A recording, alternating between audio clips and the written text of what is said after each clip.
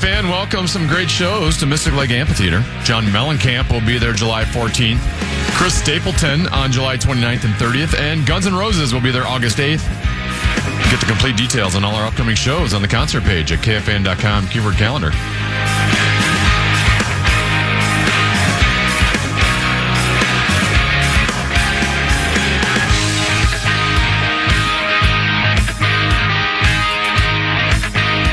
Like, hello?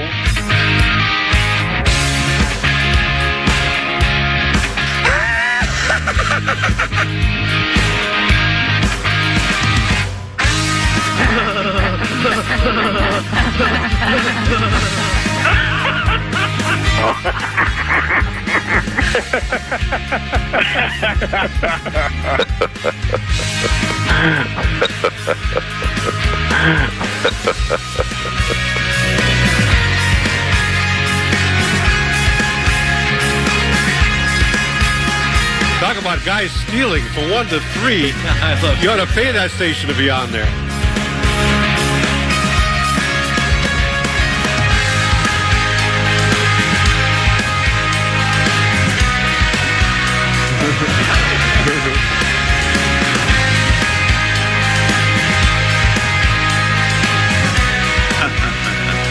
Yeah, baby. Have we been back long? Yeah. Oh, Quite a bit. Oh, sorry about that. Making a cup of coffee. New Telf. What I was doing, I'm Common. He's 10 to be. The legendary Mark Rosen is here. And have they dropped the puck for opening faceoff yet? No. United States and Latvia, big one. Yeah, Tension. big one. Well, it is. It's game one. Pool play. Yeah, it's a big one, but it won't be very good. I mean, I think it'll be pretty one-sided. That's what they said when it was the Soviet Union against the United States back in 1980. And Thanks for reminding me. What did you think that was? I thought that was a Miracle on Ice. Well, all right. So They lost 10-3 a week before that. Why can't it You happen can again? never assume that Latvia is not. That's what I'm trying to say. Yeah, They could be. You might be. Latvia's had Canada's number the last couple of years in the World Juniors. Yeah. They could be Latvian all the way to the bank. Hey-o! Thank you. Yeah, I mean, it does seem, on paper, but they play on ice. They do. Seems on paper, but what if, like Teneby says, hot goal today, what if he's standing on his head? Or what if the United States, and they're about to enter, we're 9 minutes and 14 seconds, 13, they have the clock counting it Countdown. down. What if the United States... Love those unis, by the way. Yeah, they're pretty What sweet. if the United States decides to take the Minnesota Timberwolves approach and just not try? Today, we're not going to try. We're just going it's a preliminary round. Yeah, so we're just not even going to bother trying. And then all of a sudden, next thing you know, you're deep in the third, down 2, the most dangerous lead in all of hockey. Right. So it could happen. That's why they play the game. It isn't now. So the face-off, and we'll...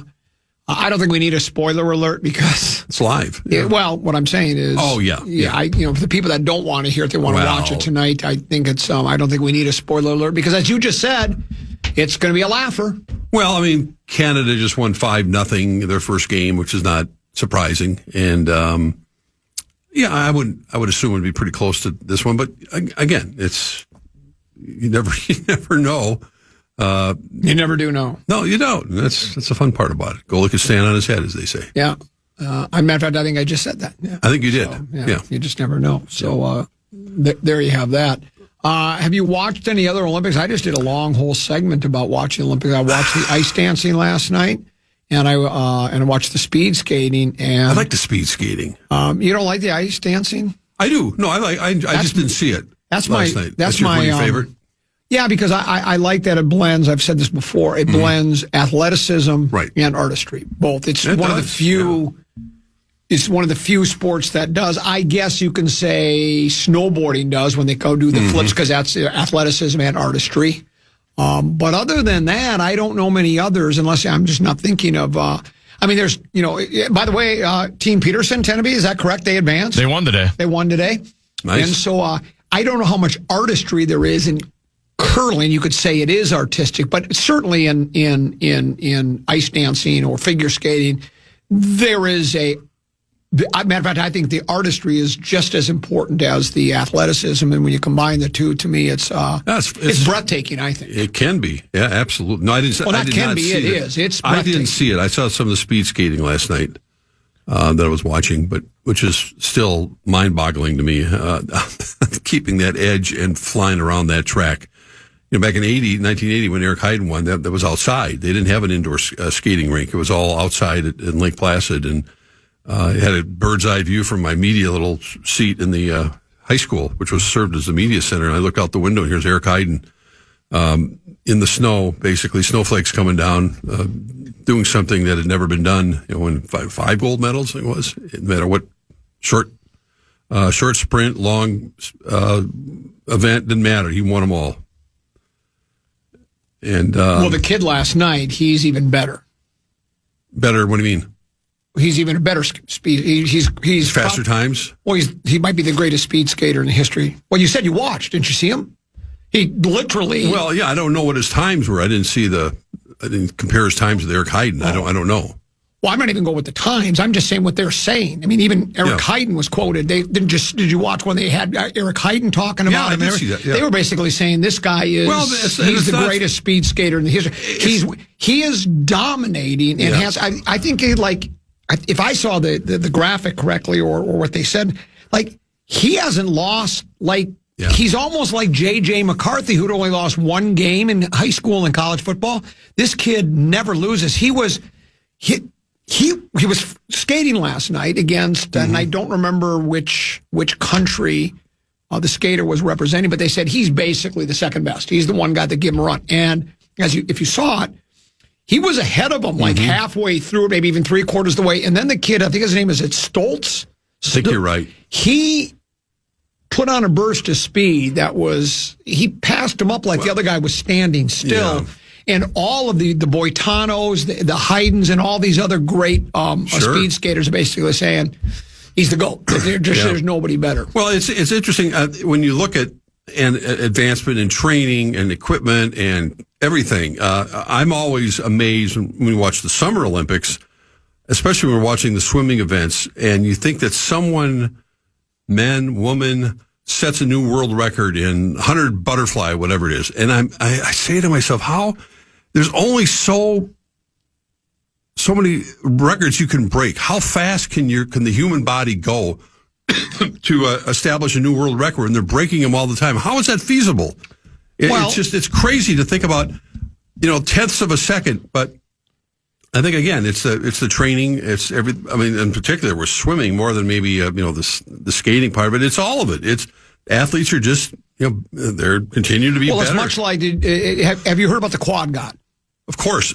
Yeah, the quad god, whatever they call him. He's quad. That's what they call him, quad god. Yeah, because he's the only skater, figure skater, I think, in the history of figure skating that has attempted and not only attempted, but actually executed a quad axel. Other people can do the quad. You can't, because apparently, because of the direction you're facing, you can only, I think his name is Melanin.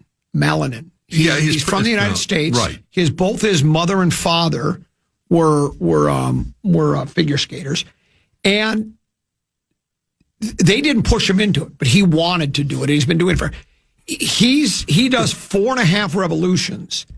And I read a story a week or two ago where they say that it's just not feasible. I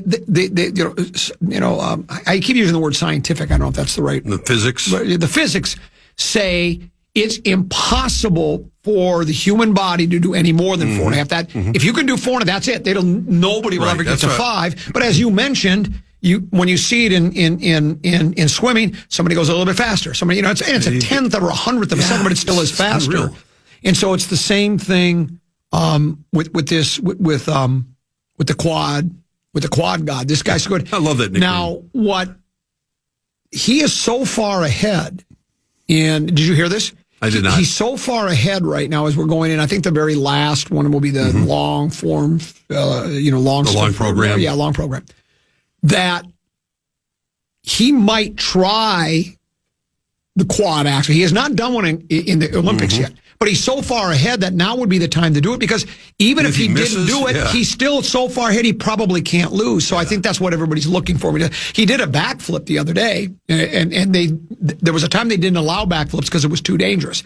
Now basically they're saying, well, if you want to do it, and he did one and he executed it. So it's like watching some of the gymnasts going back to Nadia Comaneci and Olga Korbut when they tried doing things that were never done before, and then they kind of set the bar, and then some of them were barred, and they just others that just got better and better and better. And we know one of our gymnast, but yeah, there's a reason to watch. They are the best in the world, maybe the best ever to do it, and they put on quite a show.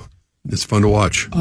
Someone just sent me a text that says quad God has already done multiple quads in the Olympics. Correct, but he's not done a quad axel. That's the difference. The quad a lot of the other guys have done quads. Yeah.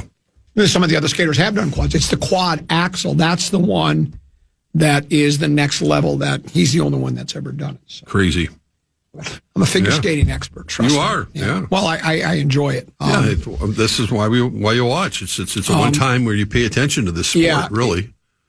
Well, back in 2008 at Civic Center, they had the United States Figure Skating Championships. I was the only. I didn't see you there. I was there. I think Royce was there. He wrote about it. I think Suhan wrote about it. I went. I got a press pass and went. I was fascinated by it. I love the artistry and the athleticism that's involved in it. So it was spectacular. But yeah, 2008, it was the United States Figure Skating Championships. And they were here even since then. I don't remember. I didn't go to that. I didn't go that year. I don't know why. I'm disappointed in myself, and I'm sure you're disappointed in me for not showing up and showing my support for the ice skating community. But it was pretty good. So. Well, my favorite story was off the ice, but I got a chance to hang out with Dorothy Hamill at it was an Olympic reunion, and she had a couple glasses of wine in her, and I met her and talked with her. She started calling me Rosie, and yeah, baby, gave me a little kiss on the cheek before I left. It was really cute. But I was like most guys at that time, rather smitten with Dorothy Hamill. Oh, you were? Oh my God! I mean, this was not that many years ago when she was here, but she was the queen of figure skating during her era. She had the haircut that everybody emulated, the women emulated. I don't know if it was the bob or what they called it, but yeah, she was in town. They had a lot of. They had some major, and they've always come back. Like the ice shows come back, the Olympians come back. How about Yvonne Goolagong? Did she give you a kiss too? I did not. I've never met. What was it? Chris Everett? Who was it? I played tennis with Chris Everett. Did she call you Rosie? No, we just had I didn't know you were such the ladies' man. She was just a fabulous person. I mean, we played doubles against Herschel Walker and Martina Navratilova at Met Center. And Chrissy was just charming as could be. She was.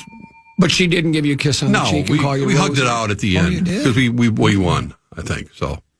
You think you're not? I don't know. Recall? It was some we played for half hour, 20 minutes, whatever it was. But it was pretty cool. So it sounds like you and Dorothy Hamill were like two ships passing in the night. Kind of, yeah. What do you mean, kind of? You basically said... I was over at the depot, and you basically said she was making a pass at you. No, she'd make a pass. No, it sounds like she did. Sounds like you were inviting that pass. Yeah, it sounds like you didn't discourage it in any way, shape, or form. I certainly did not. Would you? No. It was just an innocent little,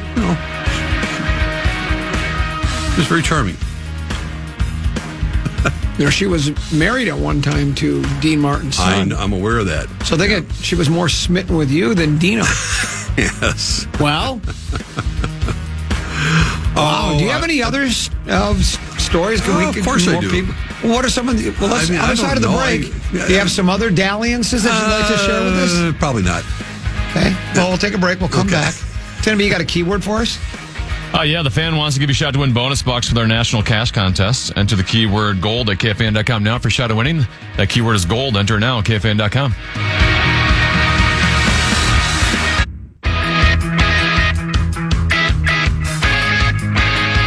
Every game is a big game when it's wild hockey. Feel the intensity and excitement at Grand Casino Reno this season. Get your tickets today at wild.com/tickets.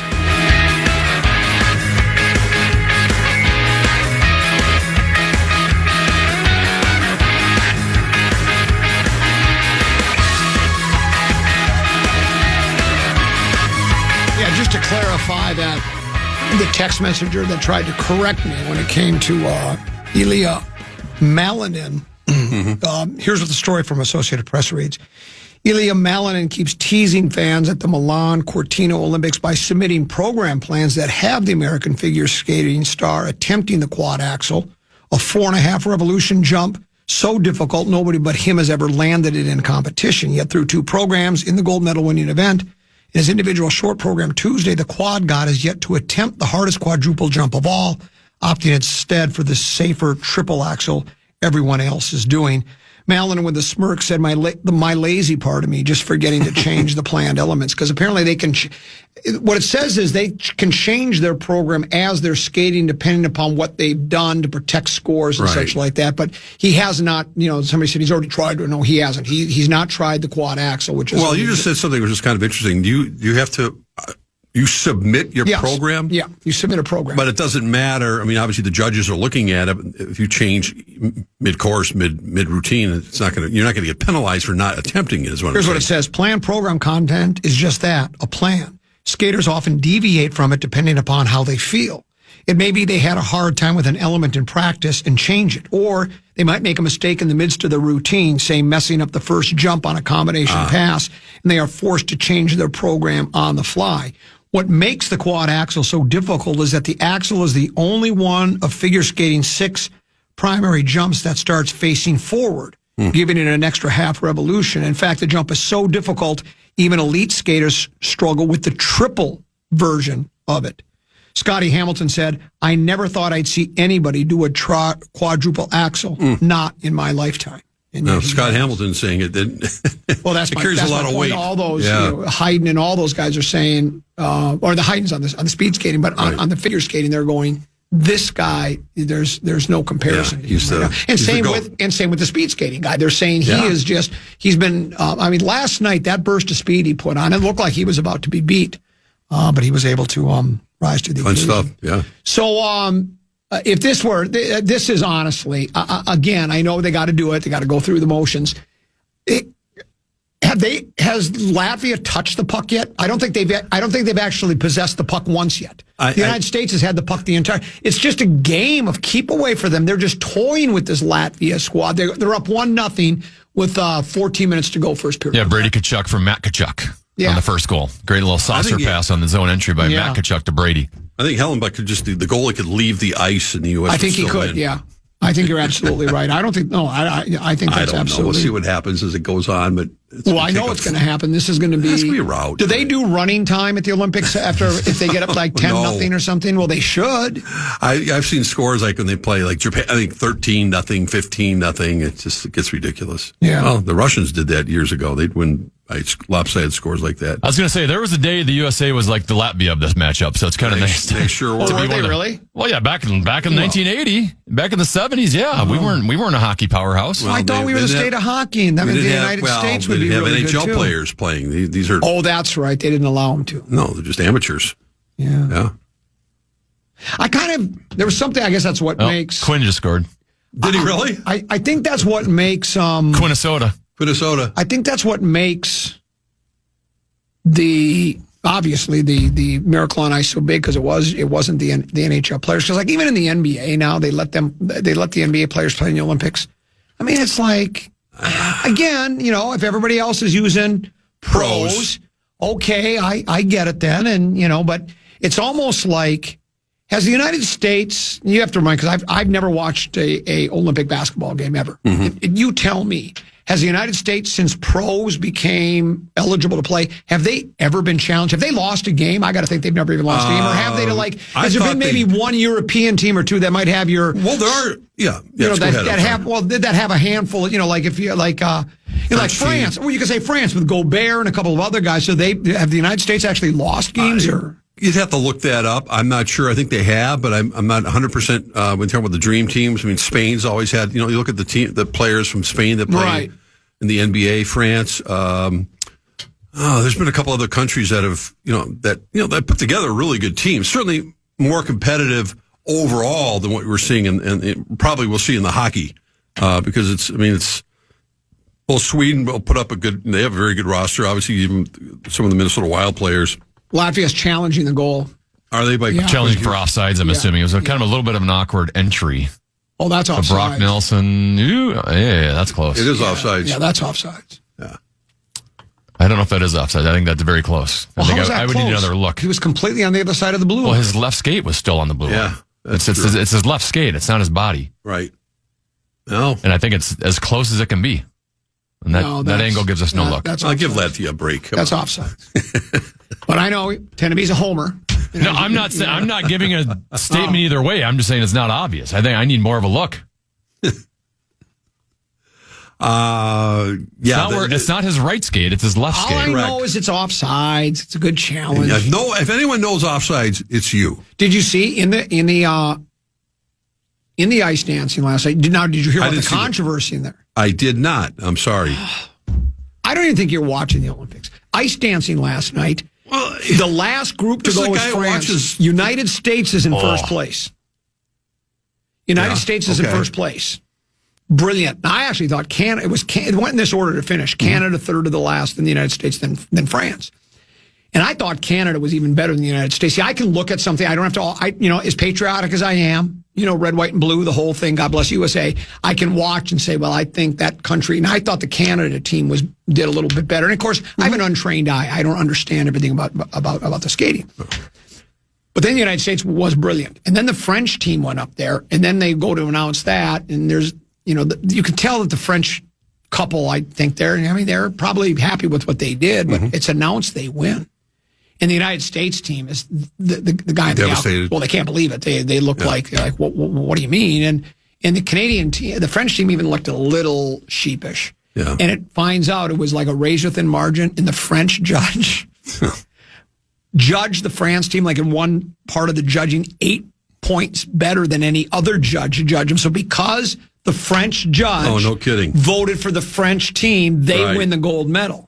So, and like as Tenneby has always said, that's his one issue with figure skating, gymnastics, boxing. When you have judges, when you have subjective, and that is just the people that go into those sports know that. It's not like it surprised them. What do you mean I lost? Oh, but there's judges. Oh, there are. So they know. But the United States, you could argue because then they showed. Because like I was telling Tenneby, as you're watching it live, it's harder to, at least for me, the naked eye, to pick up mistakes. But they showed the French, and they showed it. They made a mistake in the twizzle part of their routine, and it was pretty obvious that there was a real stumble there. Yet they were still able to win. So controversy reigns supreme. Well, and again, you never know. And the announcers are kind of telling you when something is amiss, and a minor little detail that you're not going to pick up with the naked eye sometimes. But the judges are, supposed to be trained in looking at everything. But you're watching and going, I didn't see a mistake. But it's always going to end up being that way. And I do like the up close and personal stories they do on other athletes in other countries because they have the same stories. I think I was watching one of the skiers and his Jean-Claude Keely. I remember Jean-Claude Keely. I interviewed him at Buck Hill actually. They ruled it offsides, Tenneby. See, I was right. Yeah. Yes, he was offsides. Yep. I didn't say you were wrong. I was just saying I needed more of a look. It was close. I didn't need another look. I got a great eye. Took a goal away from our guy. I have a great hockey. Well, the hardest part is the camera angle they were showing. Latvia. They just scored. They just tied it up. Do you believe in miracles? Yes, I do. Oh, my God. And you thought it was going to be a blowout. Well, yeah. Faber and Boldy are on the ice. Guys told me. The Faber and Boldy are staring at each other like, what the hell just happened? You told me, well, we got a really weak pool. I mean, Germany's a weak second seed. You thought if we don't go 3-0, it's going to be disappointing. Oh, it will be. Yeah. Here's Latvia. Look at that. Well, that's a high hit. High hit on Austin Matthews. They didn't call it. And there's our guys just standing around. Our lockdown defensive pairing. Yeah. Wow. Faber and Slavin. Wow. I'd pull a goalie. Who scored for Latvia? LaPerriere or was it Lemaire? That was Cornwallier. So good for, if you're a fan of Latvia, good for Latvia. It's 1-1 with 12:35 to go. We'll take a break. We'll in the first period, we'll take a break. We'll come back. Another segment to go. Common Man program on the Fan.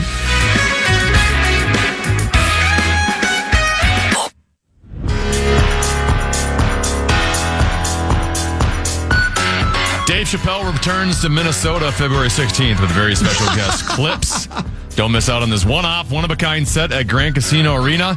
Tickets are on sale now. Get the details at KFAN.com, keyword calendar. I knew it. K-Trip. Changing the call letters. It's a matter of time. K-Trip.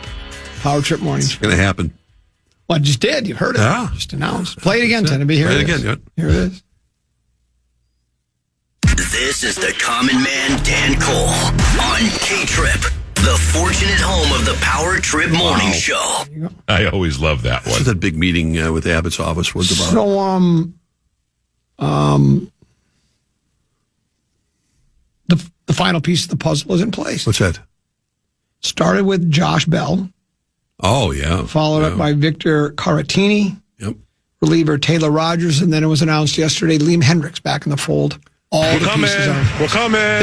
There was a method to the madness, and despite the fact that the payroll has been carved to nothing, that we traded everybody in our bullpen last year, Tom Pohlad said we will contend in September, and now we have the proof. And not only that, I have some breaking news. Paul Molitor is not only returning to the broadcast booth, I don't know if you heard that or not, as part of the broadcast team, he's also going to DH 2 days a week because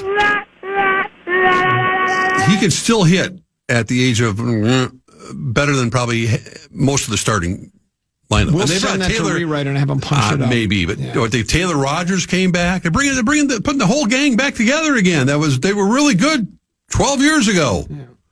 Liam Hendricks, I mean, he's gone through a lot of stuff. So again, with the, and I look at the change to Tom Pohlad.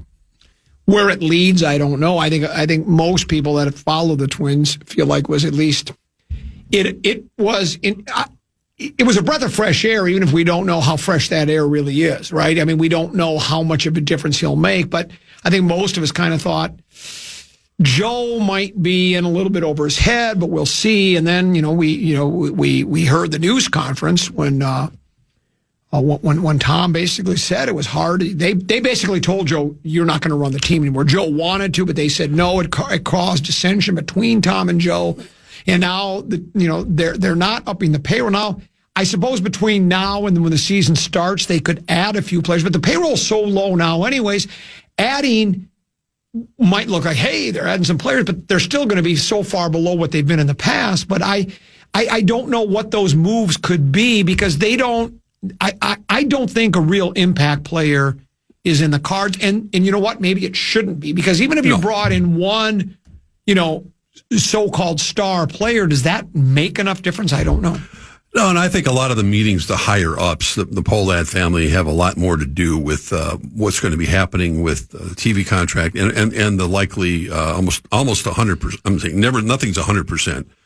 But the lockout that's approaching, this is going to be the last year we're going to have baseball. It's almost a certainty for at least for 2027 because of the insistence of having some sort of salary cap. When the Dodgers continue to, and they can do whatever they want. I mean, they can pay the extra fees and the luxury tax, and other teams have tried to follow suit. But the other idea would be that have the teams like the Twins, force the teams like the Twins in Pittsburgh and others to up the ante a little bit to be competitive because they're in an impasse right now, and there's no motivation for the Pohlads. U.S. just scored Nelly. Oh, did they? With Faber with the shot from the point, redirected by Brock Nelson, one of us. Yeah. So Nelly gets I call him Nelly. Nelly, yeah. He scores. It's 2-1. Latvia coach looks bitter. That's a Maple Grove to War Road goal right there. There you go. Yeah. And there you go. Eric Hayden skated 1 minute and 15. This is from the Bradshaw and Bryan Katie. Eric Hayden had a time of 1 minute 15 seconds in his gold medal winning 1980 1,000 meter event. Stoltz kid did it in a minute 6. That's unbelievable. That's 9 seconds faster. Yeah, I don't know what Eric's That's almost best like event Eric was skating in water, in ice that was like late March, early April. There's water.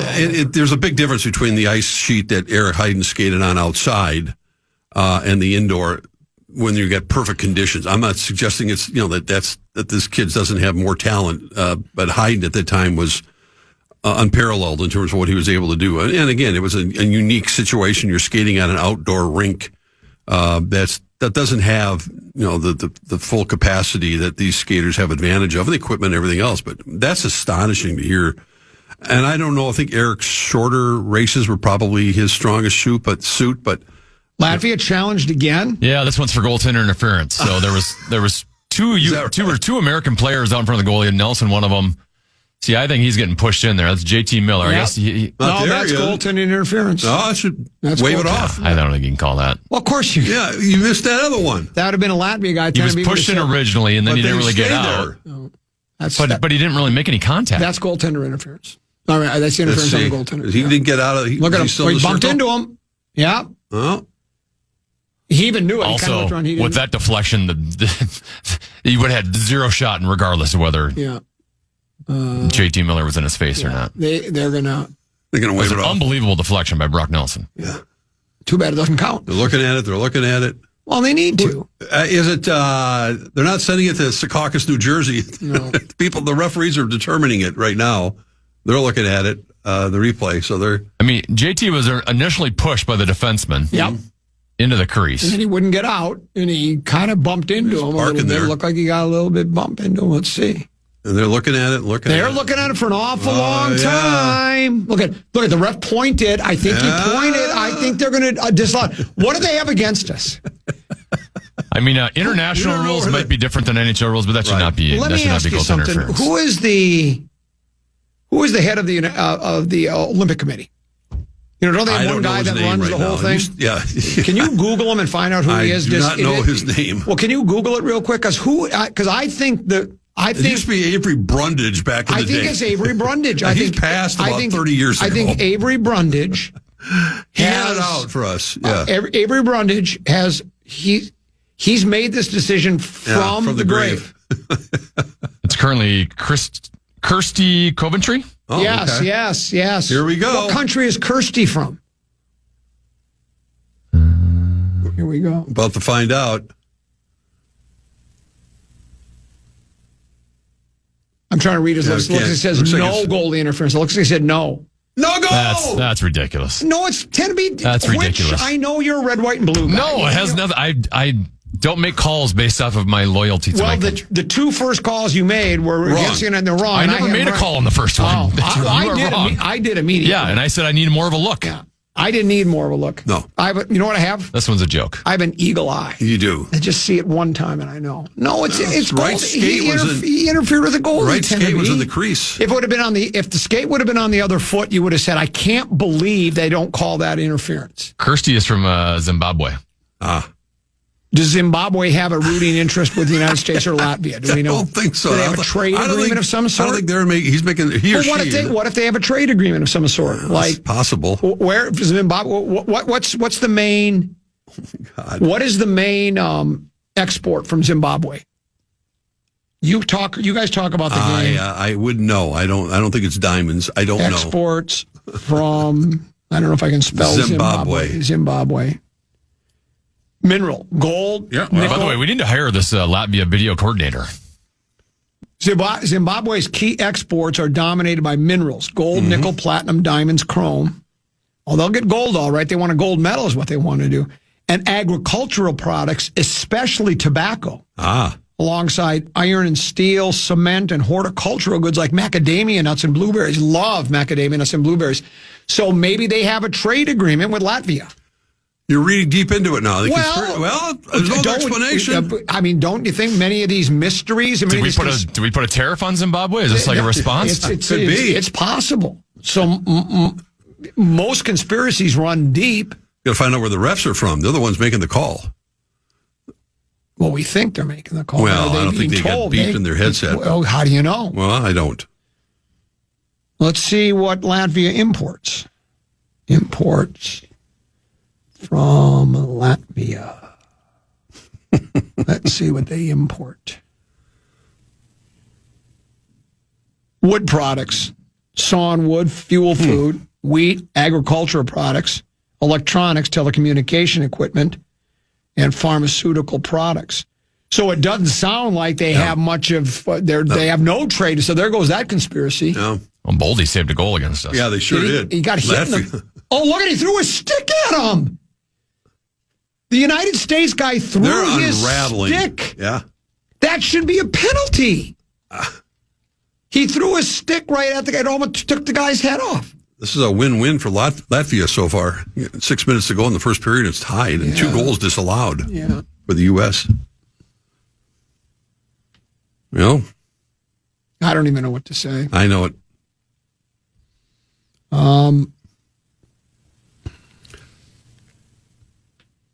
Look at all these people. Tenby is 100% correct. You're pushed into the crease. You don't have to leave it. And then the other guy, I'll be the tiebreaker. That's inaccurate to a point. Yeah. You do. I mean, you can't just stay there after you're pushed in, but it's just a matter of whether you had enough time to get out. I still wasn't really making any contact with the goalie. Yeah, that's kind of where I'm. This says you can screen the goalie for the rest of the period as long as you don't touch the goalie. Oh, that's incorrect, right, Tenby? You can screen the goalie as long as you don't touch him? Yeah. I don't know. Al. I don't know. The U.S. has got enough talent. They should, as Herbie used to say, you can't win on talent alone. Well, the U.S. has got gobs of more talent than this team, and I think will eventually wear them down. They have gobs of talent. Yeah, they do. But, Latvia can get up puck luck. That's all it takes. They almost scored, a couple minutes ago. I'm starting to get a little bit nervous. Yeah. Yeah. Aren't you? No. I think it's, again, it's a win for Latvia in this first period. And they're playing better now. They were pretty nervous at the beginning. It was really one-sided. I mean, I've been watching every Do you think they were nervous? How do you know?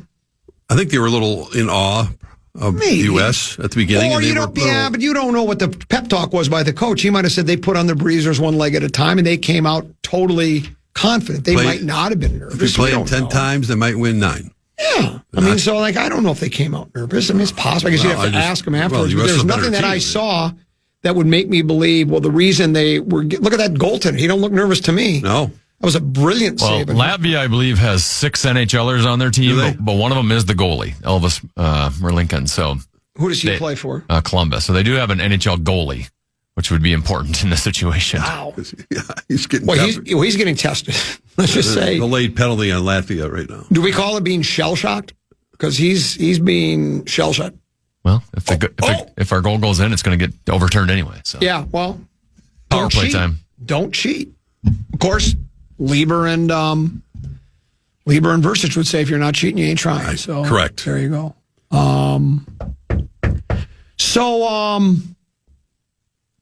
Your Wolves win last night. Yes. They decided they wanted to play. They made the decision did they make a decision in the locker room when they talk to each other and say, hey, let's play some defense, then I really try? Or do you think it's just once they get out to the court and warm-ups, they make that decision? Because last night, they played like they are capable of. And I think heading in the All-Star break. What's his face had a big, who am I thinking of? Randall was brilliant last night. 41 points. I mean, they're 7-3 in their last 10 games, and it doesn't feel like it because the losses they've had have been we're like, wait, they did what?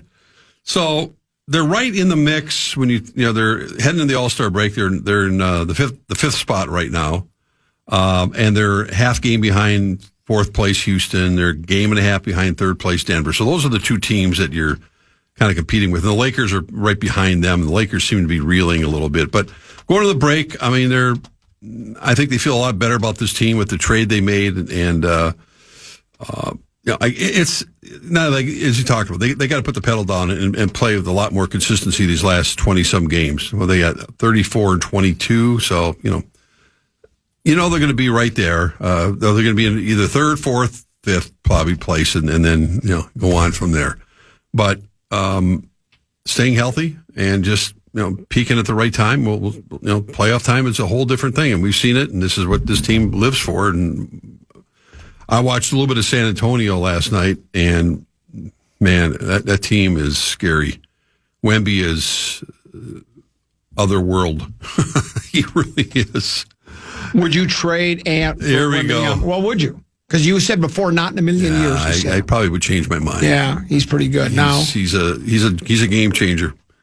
At his age. You know what they call him? They call him a giraffe. No, unicorn. Unicorn. Yeah, that's the animal I was looking for. Right.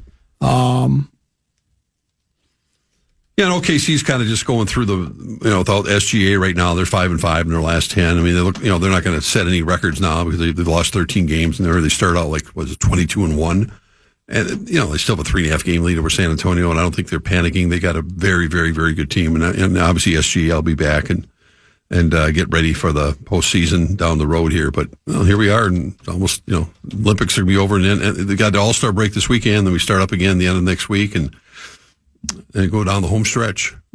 But I like this team better after the trade than I did before. Yeah, I think the kid they got from Chicago has really got a nice burst of speed and playmaking and three-shot ability. That sounds like you're saying they've got a puncher's chance to win a world championship. Well, they do, but it's not. I mean, I wouldn't. I'd still put them behind. I mean, OKC and San Antonio, I think, but the Wolves certainly. They've always played well against Denver, especially they've played well against Denver. They played.